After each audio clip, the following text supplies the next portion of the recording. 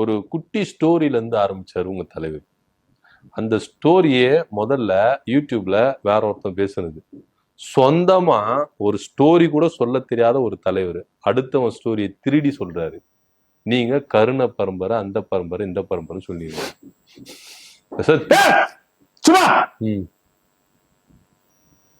வர்ற டென்ஷனுக்கு வேற மாதிரி ஆயிரும். ராமாயணம் பல வருஷமா கதை தானே, மகாபாரதம் பல வருஷமா கதை தானே, பைபிள் பல வருஷமா கதை தானே. உண்மை உண்மையா? பைபிள்லாம் உண்மை வரலாறு. ஹலோ, போற போக்கில் அதையும் வந்து கதைன்னு சொல்லிட்டு போயிருங்க. ஒரு விஷயம் நல்ல ஞாபகத்துல வச்சுக்கோங்க.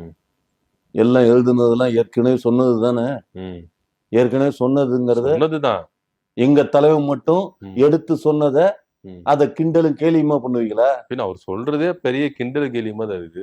ஒரு தார் ரோட்ல 4 முனையில ஜல்லிக்கட்டுக்கால சீரி நிக்குதான். ஜல்லிக்கட்டுக்கால முதல்ல ரோட்ல சீரி நிக்குமா? ஒரு கதை சொல்றதுனால ஒரு லாஜிக் வேண்டாமா?